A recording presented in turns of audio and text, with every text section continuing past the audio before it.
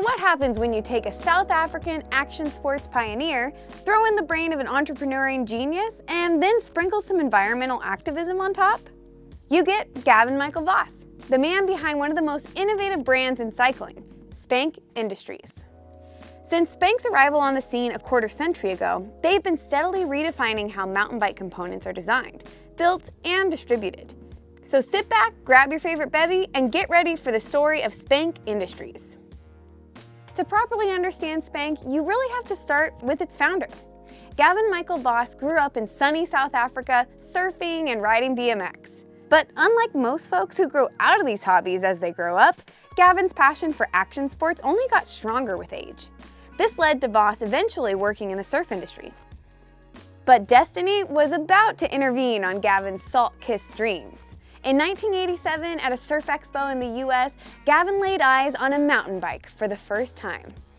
He immediately bought the bike, brought it home, and before long, his surf shop had officially rebranded to Beach Break Pro MTB. Over the next decade, Vos played a huge role in growing the South African mountain bike scene. He'd go on to establish his home country's first world champs team, found the South African Mountain Biking Association, and even help host the first ever World Cup race held in South Africa. All this involvement in the mountain biking scene gave Gavin an up-close and personal look at just how hard pro riders were pushing their equipment, and on the other hand, just how poorly some of that equipment performed. He started to become interested in product design and innovation, which eventually led him to Taiwan in 1997.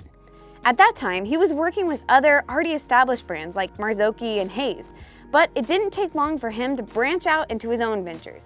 In 1998, he played a role in starting Fun Components, a brand that's still alive and well today. Then, in 2000, he helped found IXS Sports Division, bringing IXS's longtime reputation in motorsports into the cycling world. Now remember that IXS name because it'll come up later on in our story. But now we finally get started at the origins of Spank in 2002. Like I've already mentioned, Gavin's decision to switch from retail and advocacy into product development really came down to that huge gap that he noticed in the quality of components on the market and the performance demands coming from high-level riders. And nowhere was this more apparent than with mountain bike rims. Rims at the time were narrow, usually around 20 millimeters across, and prioritized weight savings over strength. There was very little on the market targeted directly towards freeriders and downhillers. Vos and his new brand Spank sought to fill this gap. They started experimenting with wider rims and thicker sidewall with reinforced bead hooks. The philosophy was simple: if something's breaking, add more material. And it worked. Spank's early reputation didn't come from big advertising campaigns or sponsoring World Cup winners. It actually came from riders noticing that they weren't truing a wheel after every single ride. And word of the brand spread quickly. But as it turns out, Spank was just getting started. In 2010, the company launched one of the products that arguably made them a household name, the Spike pedal. At the time of release, these were one of the biggest pedals on the market, but were still incredibly light and thin.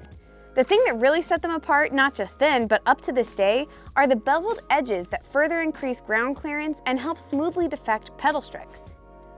By this point, just 10 years after its founding, Spank's catalog had expanded into 3 different ranges of products. Spoon is their more affordable line, with a focus on maximizing strength and longevity, but without some of their latest material or manufacturing tech that can drive prices up. Spike is their pure downhill and freeride line, focused solely on durability under the harshest riding conditions. And lastly, their most recent line is Uzi, which was bred out of the world of enduro racing. These products look to bridge the gap between strength and weight savings, making them great for everything from long travel trail bikes to overbelt XC rigs. Remember when I told you that Gavin visited Taiwan back in 1997? Well, turns out he really liked what he saw, and he ended up moving there. This allowed him to have an insider's view on the bicycle manufacturing capital of the world. And it didn't take long for Vos to realize that he could develop better products faster and for less money if he owned his own factory. In 2011, Spank became the official owners of not 1, but 2 manufacturing facilities. Owning the factory meant faster prototyping, tighter quality control, and the ability to experiment with designs that other brands simply couldn't justify through third-party manufacturers. Spank also manufactures products for other popular brands, which is yet another revenue stream coming in that allows Spank to keep consumer prices that much lower. This is quite similar to the model used by Polygon Bikes, who also own their own factory in Indonesia and manufacture for other well-known companies. And we've done a whole video on the story of Polygon that you can check out after this one. So here we are in 2012. Spank has an expanding line of product, owns its own factories, and is sponsoring some of the best riders in the world, including Polygon's own Mick and Tracy Hanna. But despite all this success, they still hadn't fully broken into the US market, but that was all about to change. Remember when I told you to remember the brand IXS that Vos helped to enter into the world of cycling back in the 90s? Well, in 2012, Vos formed the Gravity Cartel, a US distribution service for Spank and IXS. This made it easier than ever for North American riders and bike shops to get their hands on these products. And unsurprisingly, both brands' popularity exploded from there. Spank went from being cool import parts to a fully embedded player in the US gravity scene, with components and protection unified under one banner. In addition to making their products more accessible in the US, this also opened up a whole new opportunity to sponsor more riders. And boy, did they. Some of the best riders on the planet have ridden for Spank at some point in their career, including Mick and Tracy Hanna, Nikolai Rogatkin, Asa Vermette, and more. But they don't limit themselves to sponsoring pros either, as Spank and IXS regularly sponsor both grassroots and elite level events.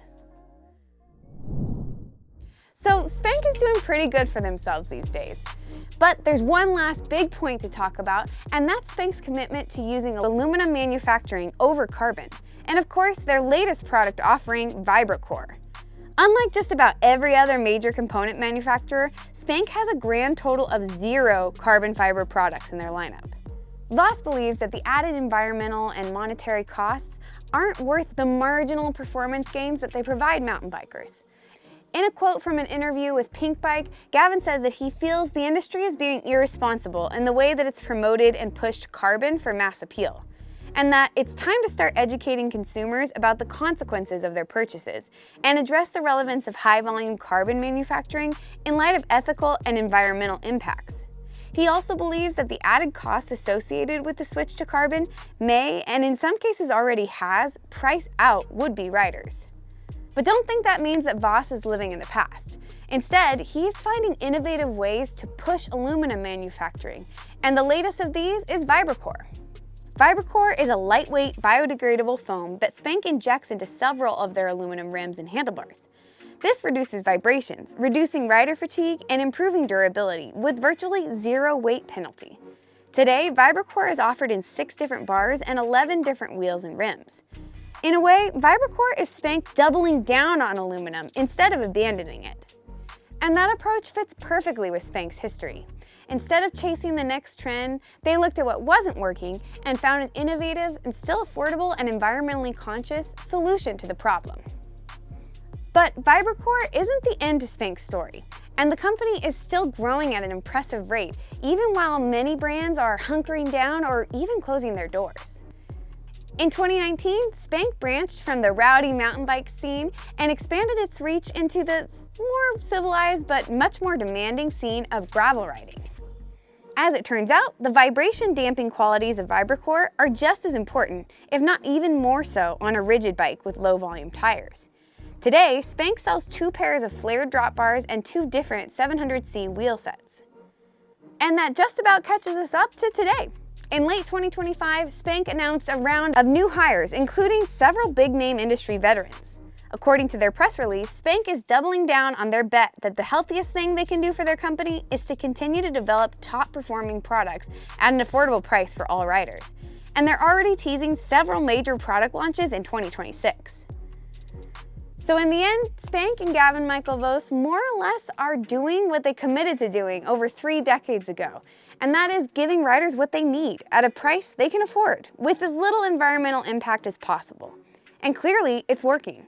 Spank has survived multiple industry cycles, helping shape modern component design, and continues to grow at a time when many brands are struggling. And the best, in fact, may be yet to come. If I look into my cycling world crystal ball, I see more and more of this current crop of riders valuing sustainability and affordability just as much, if not more, than outright performance. And this is what Spank's always done best. We at BikesOnline love what Spank, IXS, and the whole Gravity cartel are doing. And we're stoked to carry a ton of their products on our website. So I've added a link below if you want to go check out some of those sick products for yourself. After you found the right gear to buy, grab your bike, get your new gear, get out there and get ripping.